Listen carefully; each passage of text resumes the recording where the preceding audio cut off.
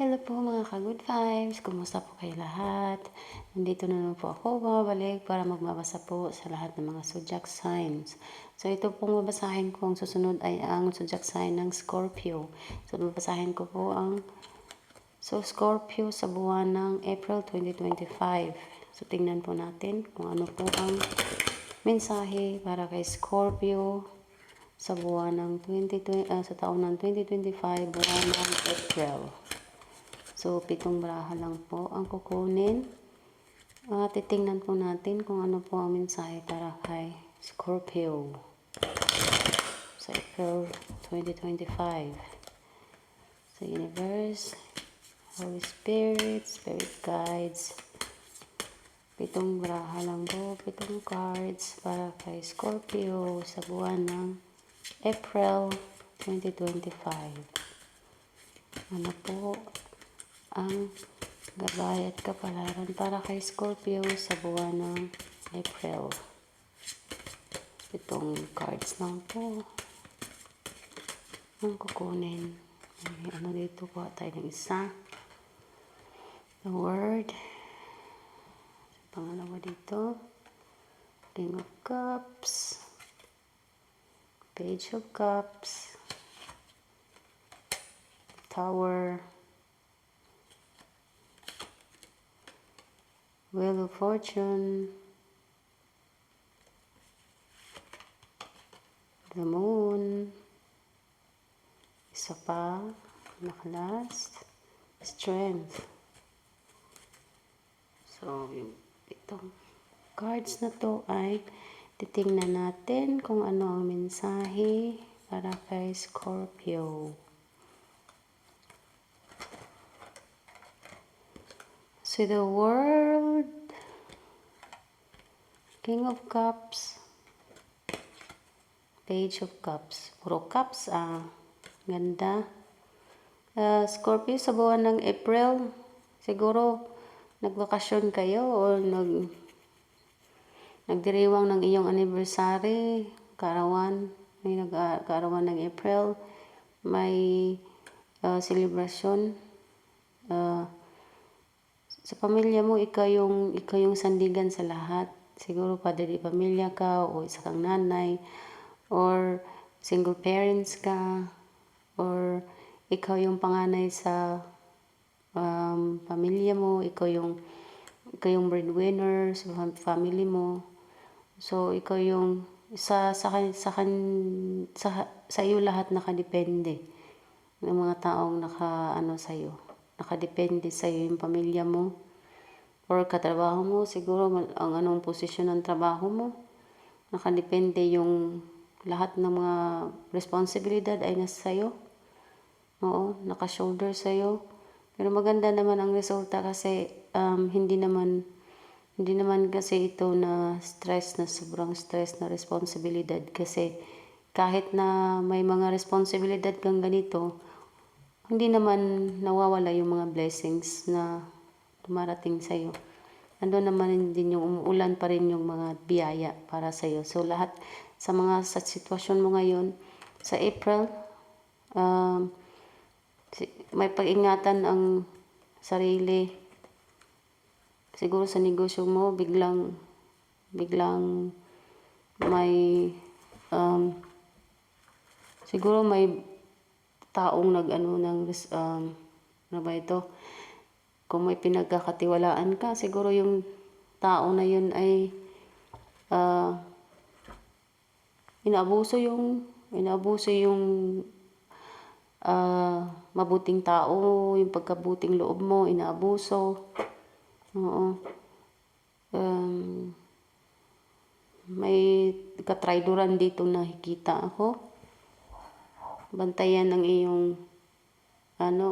ang kilos ng iyong siguro partner, asawa or jowa. Kasi may nakita ako ditong sikretong mga gawain. O hindi lang sa partner, siguro sa sikreto din, siguro sa'yo, kung ikaw man, hindi naman lahat makarelate, sa makakuha lang ng relate ng nakikita ko dito. Siguro ikaw yung may sikreto sa asawa mo or sa girlfriend mo, boyfriend mo, o di kaya ikaw yung parang ikaw yung natrayduran, hindi wala kang kaalam-alam na may sikreto na palang ginawa yung tao na to sa'yo. Yun. Pero after all, yun nga ang sinasabi yun nga ang kasabihan na kung ano man ang ginawa sa'yo ng kapwa mo tao, susumbalik din yan sa'yo. So bad or good, babalik din yan sa'yo. So kung ikaw mo yung gumawa ng mabuti sa kapwa mo tao, babalik din yan ng doble sa'yo. Kung ikaw man din yung gumagawa ng hindi mabuti sa kapwa tao, isumbalik din yan sa'yo. Doble pa. So parang ikaw siguro yung natrayduran o ikaw yung nagtraydor or may ano man sa'yo, betrayal. Kasi kung ikaw may yung na-betrayal, ikaw may yung wala kang kalam-alam na nag-betrayed na pala yung kapartner mo. So, dodoble din yan ang karma pabalik sa kanya. Yun, mga Scorpio. Naghahangad kang yumaman. Siyempre naman, kahit sino naghahangad na yumaman. Ikaw ay Scorpio. Ikaw ay may nakikita ako ditong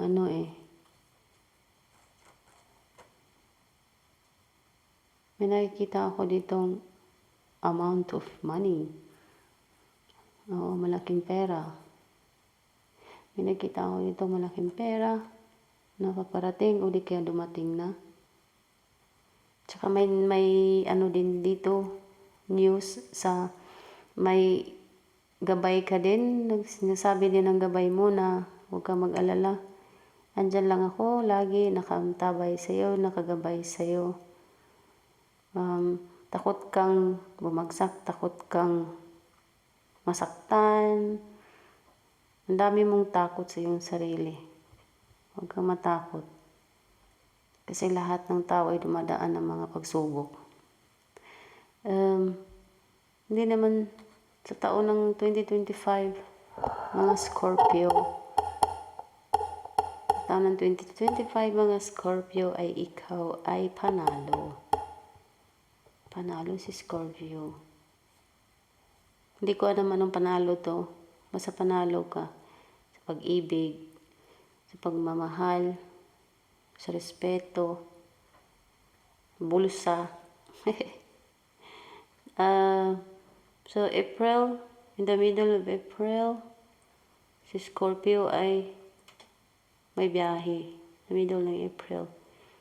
Hindi ko alam anong petsa, basta in between April, may biyahe ka, pa-international man o local lang. May biyahe ka, gala, holidays. Oo.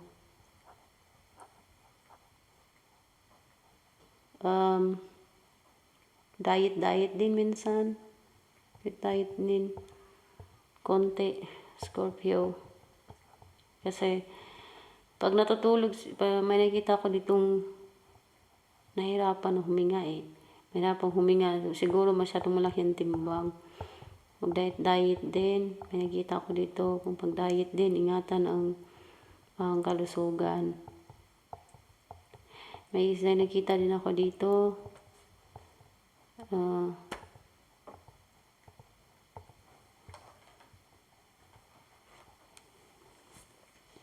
May nakita din ako ditong nakaano sa'yo. Scorpio. Huwag masyadong palakero o palakera. Kasi delikado. Kung masyado kang left and right, front and back, kung ano mang relasyon ng meron ka, isa lang. Huwag dalawa. Isa lang kasi isa lang ang puso natin. Mga Scorpio. No? May nakita, yun lang nakita ko sa ngayon. So, kukuha ko ng bonus cards dito. 3 cards ang kukunin ko. Mensahe galing kay Universe para kay Scorpio. sa buwan ng April. So, 3 cards lang ang kukunin ko dito. 3 cards lang. Universe, ano po ang ibibigay niyo mensahe kay Scorpio sa buwan ng April 2025? 3 cards lang. Tingnan natin kung ano ang mensahe. So, ayan. Kuha tayo dito. Ito una. Tapos pinakadulo, pangalawa, gitna, pangatlo. Nandito yung baby ko. Sensya, nandito yung baby kong baby. Dito yung baby pusa ko sa gilid. So, maganda yung positibo. Ang unang mensahe kay Scorpio, galing kay Universe, positive, the fish, expansion, multiplying, richness, success, and money. Agoy, ang sarap, ang ganda, sana all. Sana all lang tayo nito. Sabi ko nga may malaking halagang pera kang matatanggap o di kayo natanggap mo na. Kaya in the middle of April, siguro holiday, bonding time with your family, mag-travel. Yan, maganda. Pangalawa, neutral, the garden, socialization, parties, gathering, large group of friends, escapism. Maganda, neutral. Yun, travel pa rin to. Siguro itong lakad mo na to, itong travel mo na to ay group friends, o di kaya travel papuntang magbisita sa pamilya sa Pilipinas, o travel sa ibang bansa, mag-holiday, spend time together, happiness, parties. Ganda. Ito yung last. Ayun, yun nga sinasabi ko. Si Ahas, negative siya. Lies, deceit, misguidance, illusions, chaos, temptation, seduction, cunning. Ito yung sinasabi ko kanina. Hindi mo alam na tinatrayduran ka na pala, or may lihim na pala yung partner mo, o di kaya jowa mo, asawa mo, o di kaya ikaw, may lihim na sikreto ikaw. Yun, yung sinasabi ko nga na kung ano may ang ginagawa mo sa kapwa mo tao, bad man or good. Kung good man yan, dudublihin yan ng pabalik sa'yo ng good. Pero kung bad man din yan, mas doble din ang babalik sa'yo ng bad. Kasi ang karma is, hindi yan sili na epekto kaagad yung anghang. Hindi. Ang karma is, hindi mo alam, hindi natin alam. Kasi ang karma ay parang lang yan. Biglaan na dumating na hindi mo inaasahan. So, itong betrayal na to ay isang snakes, katrayduran na ito ay negative. So, be cautious. Magtingin-tingin at saka follow your instinct. Kung may naramdaman ka something, pag-usapin mo yung asawa mo or partner mo, or kahit kaya katraduran din sa trabaho, pwede din. Hindi mo alam na ang ganda-ganda ng performance mo, may nainggit sa'yo, tapos bigla kang traydurin, bigla kang sisiraan. Ayun. May alam niyo ang mga tao, walang taong perfecto. May mga tao talagang ahas. So, yan lang po muna. Maraming salamat sa panonood. Hanggang dito na lang po muna tayo. Paalam.